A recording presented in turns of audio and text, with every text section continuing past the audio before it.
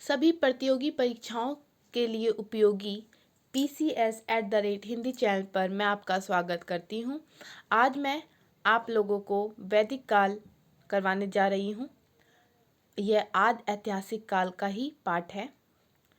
जैसा कि मैंने आप लोगों को 2 क्लास अर्थात 2 विषय करवा दिया है, जो कि प्राचीन भारत और दूसरा है हमारा सिंधु घाटी सभ्यता। उसके मैंने MCQ क्वेश्चंस भी करवा दिए हैं। तो आज मैं आप लोगों को ले चलती हूँ वैदिक काल में। वैदिक काल क्या था सबके बारे में मैं बताऊंगी। ये आद्य ऐतिहासिक काल का ही पार्ट है। क्यों है इसका भी रीज़न मैं बताऊंगी आगे। और जो वैदिक सभ्यता है ये ग्रामीण सभ्यता थी। ये हम बोल सकते हैं कि अपोजिट उल्टा देखने को मिलता है। जबकि पहले हमारा जो सभ्यता था वो सिंधु घाटी सभ्यता आई, जो कि एक नगरीय सभ्यता है, जबकि वैदिक सभ्यता एक ग्रामीण सभ्यता है। तो हम चलते हैं।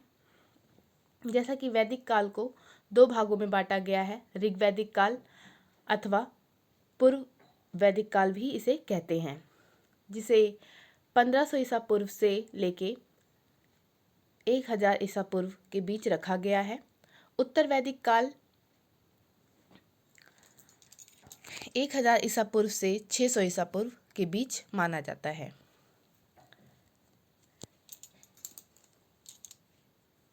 इस काल का नाम वैदिक काल इसलिए पड़ा क्योंकि इस काल के बारे में हमें वेदों से जानकारी प्राप्त होती है। ये जो वेद लिखे गए वो वैदिक काल के समय पे नहीं लिखे गए हैं। उस टाइम पे लिपि नहीं हुआ करती थी। वैदिक काल के समय पे ये जब ज्ञान हो गया, लिपि आ गई, तो ये लिखी गई है। ठीक है, तो आगे हम इसके बारे में पढ़ेंगे। वैदिक काल मूलतः आर्यों से संबंधित है, अर्थात वैदिक काल में हम जो भी अध्ययन करते हैं वह वस्तुतः आर्यों के सामाजिक, आर्थिक, राजनीतिक, सांस्कृतिक जीवन से संबंधित है।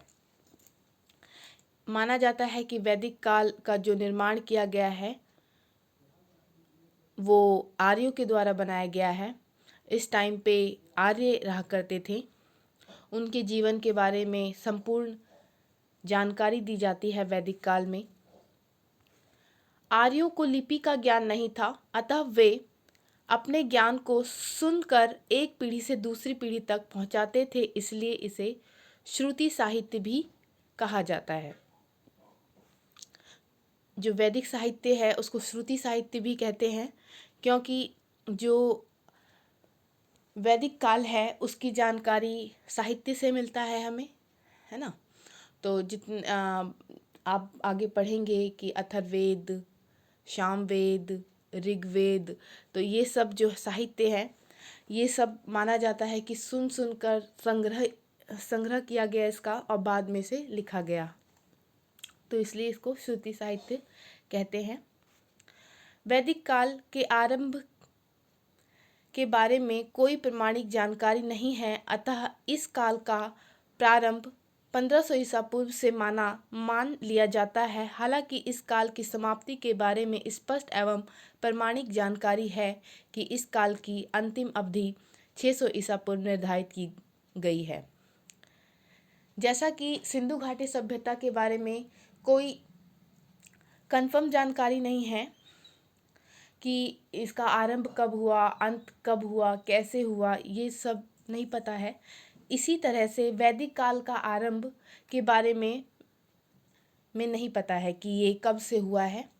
ये अंदेशा लगाया जाता है कि 1500 ईसा पूर्व मान लिया जाता है, लेकिन जो 600 ईसा पूर्व निर्धारित किया गया है इसका प्रमाणिक जानकारी है।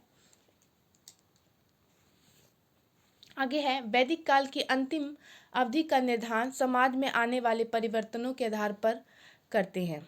जो वैदिक काल में परिवर्तन जो आए कि अंतिम अवधि 600 ईसा पूर्व मानी गई। परिवर्तन क्या क्या था? अंतिम अवधि जो है वैदिक काल का माना गया कि यहाँ पे अंत होगा।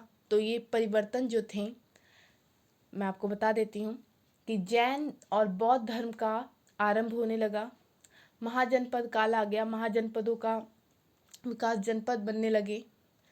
दूसरी नगरीय सभ्यता आने लगी, क्योंकि पहली नगरीय सभ्यता जो थी हमारी सिंधु घाटी सभ्यता थी, और दूसरी नगरीय सभ्यता स्टार्ट हो गई, जनपदों का निर्माण स्टार्ट हो गया, और सबसे इम्पॉर्टेंट जो हो गया वो लोहे का पता चल गया, लोहे की जानकारी पता चल गई। जैसा कि मैंने बताया था कि सबसे पहले मनुष्य को तांबे की जानकारी थी, उसके बाद सिंधु घाटी सभ्यता में हमने देखा कि तांबा और टीन को मिला के कांसे की जानकारी प्राप्त हुई, और इस काल में देखेंगे कि लोहे के बारे में व्यक्ति को जानकारी प्राप्त होने लगी। तो यहीं से माना जाता है कि वैदिक काल का अंतिम अवधि मान लिया गया। आने वाले परिवर्तन ये सब थे। वैदिक काल की समाप्ति सिंधु घाटी सभ्यता की तरह नहीं होती है, बल्कि यह समाज नियंत्रण बढ़ता रहता है। जैसे सिंधु घाटी सभ्यता का माना जाता है कि कुछ प्रकृति समस्याएं आने के कारण यहाँ पे विनाश देखने को मिला। सूखा हो सकता है कि सूखा पड़ गया हो, बाढ़ आ गया हो, लेकिन वैदिक काल में ऐसा कुछ नहीं हुआ, कोई समाप्ति ऐसा नहीं हम मान सकते हैं। वैदिक काल का जो स्वरूप परिवर्तित हुआ है, परिवर्तन आया है, एक काल से दूसरे काल में परिवर्तन देखने को मिला, और ये निरंतर बढ़ता चला गया। तो वैदिक काल निरंतर बढ़ा है, ये समाप्त नहीं हुआ है, सिंधु घाटी सभ्यता की तरह बना रहा है, निरंतर बना रहा है। ठीक है। पूर्व वैदिक काल और उत्तर वैदिक काल में विभाजन के कारण सामाजिक, आर्थिक, राजनीतिक, धार्मिक इत्यादि पक्षों में निरंतरता के साथ कुछ व्यापक परिवर्तन हुए हैं। जैसे क्या क्या हुए हैं? समाज एवं लोगों की जीवन शैली में आने वाले परिवर्तन। जो समाज में बहुत सारे परिवर्तन आने लगे, यही कि वो ज़्यादा सभ्य होने लगे, ज़्यादा नॉलेज होने लगा, चेंज आने लगा।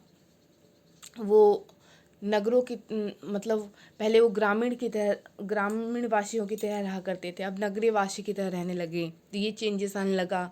फिर बहुत सारे धर्म का आना आरंभ हो गया। फिर यहाँ पे दूसरा पता चलता है कि उत्तर प्रदेश के एटा ज़िले में अंतरजी खेड़ा नामक स्थान पे लोहे के साक्ष्य मिले, जिससे कि लोहे के साक्ष्य के कारण क्या हुआ कि लोग वहाँ पे बसने लगे। पहले जो कृषि पे, पशुपालन पे आधारित हुआ करते थे, उनका जीवन केवल इन दोनों पे ही आधारित था, लेकिन लोहे आने से व्यक्ति लोहार बनने लगे, लोहे के काम आरंभ होने लगे, तो इनका जीवन शैली जो है एकदम परिवर्तित होने लगी। तो ये सब